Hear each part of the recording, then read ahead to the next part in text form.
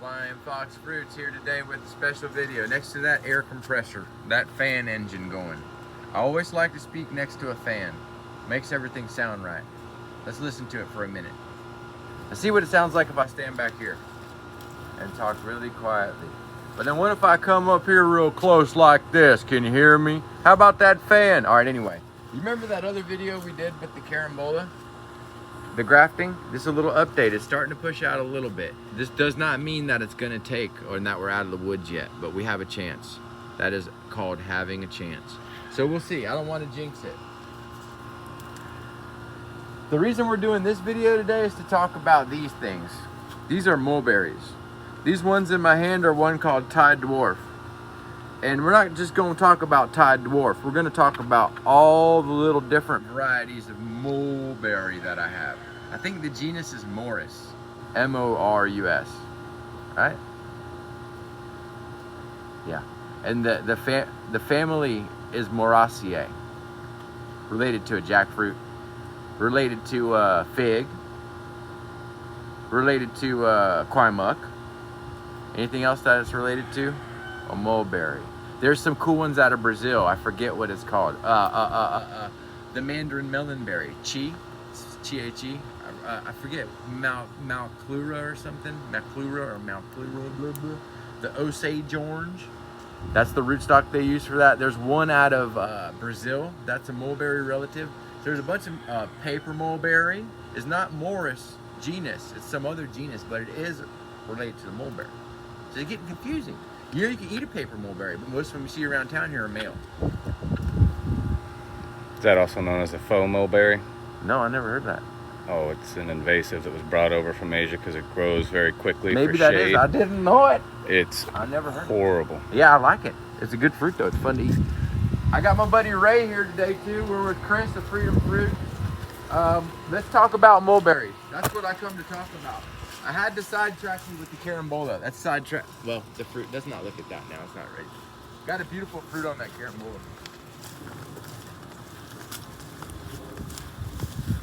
Gorgeous day. Hot. Tangatuba. Look a little junky, but they fruit, man. I'm gonna tell you about this mulberry over here. Oh, this one right here. All right, I believe, now I could be wrong. I believe this is Morus rubra. R-U-B-R-A, the red mulberry. This is one that I got from the Winter Park area. It was growing on a canal by the lakes, the chain of lakes over there. There's a bridge as you go down Palmer. Pink flamingos on the bridge and old lights. They used to be gas and now they're electric. When I was a kid.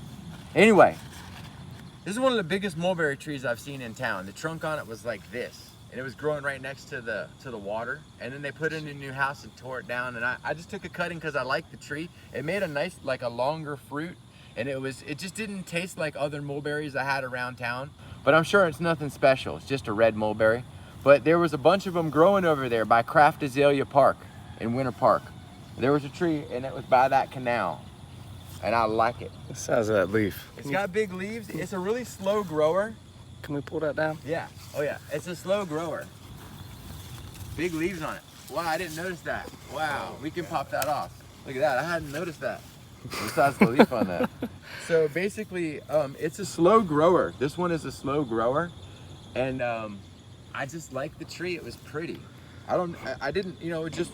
That's a big leaf. You're right. That's big. You know, I heard the leaves are edible too. I don't know what to do with it, but yeah, we're gonna just frame that one. Is that for the picture? For the screenshot? Wait a second, hold on, Chris. Gotta do the eyes. I heard they said I should be wearing a mask. He shows up at Walmart, he's ready to buy something. And he wants to be in compliance with all of the regulations. Hello, ma'am. Here to buy some rare fruit trees? Wait a second, hold on, man. This is how the rest of the video is gonna go. All right, we're here to talk about mulberries. Let's go. Don't trip. And then look at the water table here, y'all. Look at the water table. Look how high it is. I got a little bridge where a troll sits. Mussels? We got some mussels in there. I need to know before you cross this bridge, Chris. What is your favorite fruit? What? Mulberry. Okay. What is the grafting speed of an unripe sabarad? All right. Okay, this one right here is a grafted mulberry. Some of them you can root from cuttings. Look at this lizard up here. Oh, he's gone. Careful, because there's an ant pile sometimes at the base of the tree. The ants like to live next to a mulberry. I guess good drainage. This one is called the Himalayan red. That's what I call it. I'm sure it's got some other name somewhere else. Makes a long red mulberry. Austin Barnhill Farms and Nursery did a video about it. Type in Himalayan red mulberry, and he ate a fruit off of this tree in that video. This is one of my favorite trees. The fruit is awesome. They get so long, man, like that long. And you can eat them before they're perfectly ripe. A little sour, a little sweet, excellent flavor. They're tasty. This tree grows so slow. It grows so slow, it's ridiculous. So I would call this like a dwarf or a really slow growing tree. And it seems to have dieback some years. You need to graft this one. They don't root well from cutting. That's one of the ones I heard you need to do air layers or graft them. This is another one. This is a air layered white mulberry. I call it a honeydew mulberry because it tastes like honeydew, and there's other white mulberries. There's fruit on it now, but nothing that looks any good. The stink bugs go to town on this thing. But this one is a, yeah, you see the fruits on it. There's some fruits here. The stink bugs might let me get some. So what do the stink bugs actually do? They sit there and suck the juices out of it and ruin the fruit. Look at the damage on the bark here. Something got into like the bark. Look, there's a big wound here. Ants on it and everything. These are strong though. It's an air layer, it's not grafted. I think that the grafted trees perform a lot better. I don't know if they have issues with nematodes or what, but there's a reason that they graft them a lot. So that's an air layered tree. I have one that's grafted that grows twice as fast. That's a grafted one over here. Same type of tree in this corner back here. The white mulberry. They call it a green mulberry, Australian mulberry. It's got like 20 different names. They need to just shut up and call it a honeydew, because it tastes like a honeydew mulberry. This one's got some fruit on it, but nothing. It's a grafted. I always pull weeds in the videos. Look how much freer the tree looks if you just pull weeds before the video. Mushrooms down here, Chris. Means it stays moist. There's not much fruit on this one. This one's in the shade and it's reaching out. Okay, this one is one that they call Peruvian. And to be honest, it's just a stupid little red mulberry. I think it's grafted and everything. This tree is really unimpressive. I forget where I got it. They called it Peruvian. It makes a fruit about that big. Fruit tastes okay. Not a highly productive tree. I've had one or two die. I don't know why. Really not impressive. I got it labeled as Peruvian. One of these was gifted to you from Austin. That's not it. No, that was some other tree. That was those were the persimmons. Oh, okay. Another video. This is some Thai dwarf that I planted out. Look at these Thai dwarf. Thai dwarf. I got a grove of them. Thai dwarf. A Thai dwarf. Wow, Angel did a good job mowing, because he did that without pulling weeds by hand. He just mowed that close. Okay, this one looks a little junky.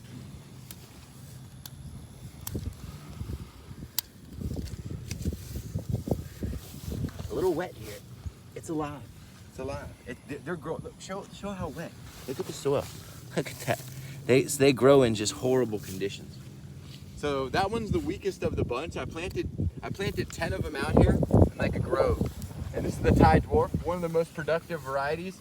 It fruits over and over again. You just have to keep cutting it back. But I'm trying to let these get a little size. They've already fruited twice this year. Here's the biggest one. Look at that. They're all planted at the same time. Rooted cuttings. Let's do a persimmon interlude. This is a persimmon called Hudson, or South Florida. Zills was selling them. It's one of the most highly productive persimmons I've seen. I heard it's non-astringent. It's kind of cool, man. Look at how many fruit is on that tree. Wow. If we don't get a hurricane, I might get to taste some persimmons. I've never had a good crop on persimmons. There's a good one down there. Look at these over here. Look at all that. Persimmon action satisfaction, hopefully. Look at the size on it.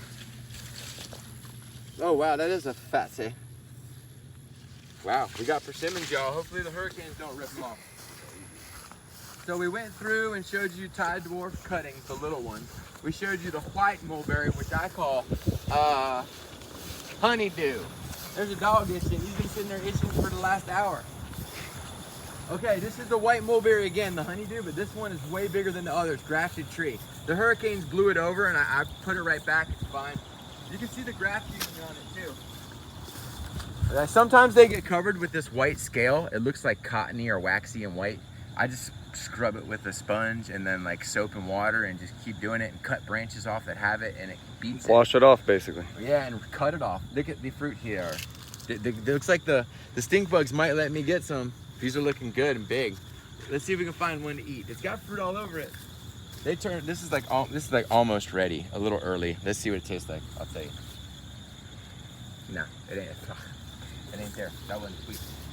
You can eat them like a vegetable too, I heard. So maybe the stink bugs will let me get some. Beautiful tree, grafted. Needs to be cut back again. You keep cutting these back and they keep fruiting too. I'm spitting stuff out of my face. Thai dwarf. Not so dwarf. Needs to be cut back, okay? As soon as I cut it back, it'll fruit again. I was letting it get some wood out there so I could root some cuttings or something like that. And now let me tell them about this, Chris.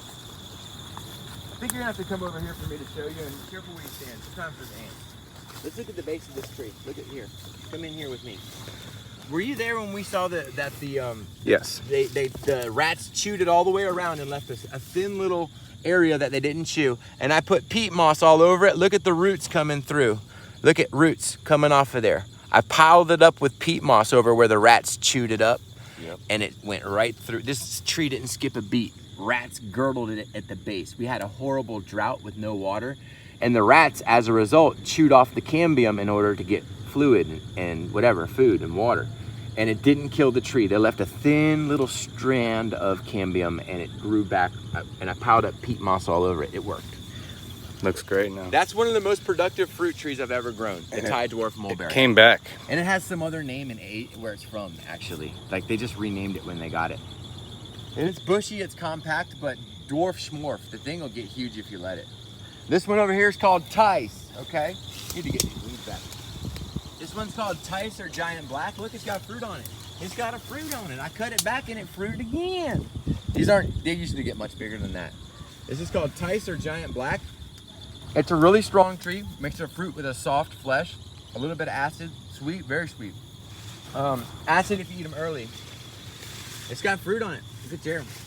Look at the trunk on it. They girdled that one too. They cut off a big piece of it, came back. This is not the most productive tree. It makes a good fruit. It's really strong. I use it as a rootstock. So when you see me grafting the white or the red Himalayan, I grafted onto this. I haven't had good luck grafting onto Thai dwarf. Would you believe that? So that over there is another Tice or Giant Black. They've got like 10 different names for it. There's a big fruit. Let's pick it. Let me show you.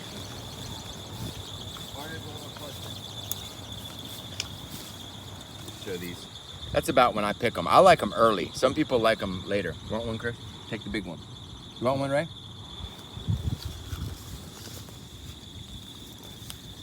Good fruit. A little washed out. Oh, it's good. Some other kind of persimmon. Look how long it is. I had one called Seijo. I wonder if that's the Seijo or the Hachia. Look at long, man. Longan. That's longan, man. So that's another black beauty, Tice, whatever they call it. Giant, Florida giant. I don't know what the heck. 20 different names for it. Same one. Again, I planted a row of them. Look at this one. Big old cinnamon. I forget the name on it. Is it Hachia? I think it is. Yeah, let's call it that. Fucking avocado. And now look, there's another one of those persimmons of the really productive variety, but it doesn't have a lot of fruit on it. We're gonna have to get the bush hog back here. I feel like there's gonna be a turtle in here. That or a sea snake. A sea snake, huh? Look, South Florida Persimmon. Let's pull this tag off and show it to them, buddy. South Florida Persimmon. And they renamed the Hudson. A lot of renaming going on. Not a lot of fruit on this one here. Not a lot of fruit upon this one.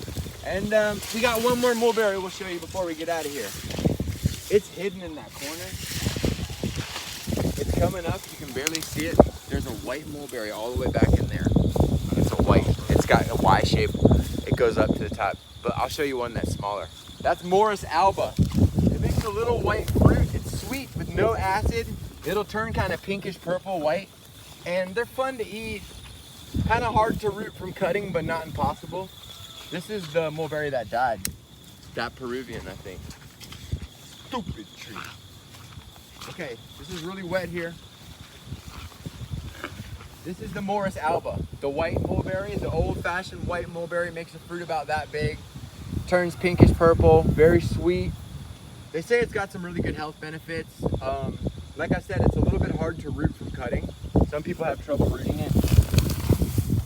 Look at me pulling weeds, isn't this fun? Look at the mower hit it one day. It just looks prettier after you pull the roots. But this is one maybe for collectors. It makes a beautiful shaped tree. Very strong tree too. Beautiful shade. That's all I have for mulberries. There's more out there. I think they're highly collectible. They take freezes really well. They grow all the way up into Michigan.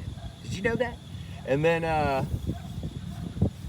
these guys over here riding Harleys. I love it. I love it. I love it. Anyway, mulberries, Morus. Check them out. Get you one or two, maybe three.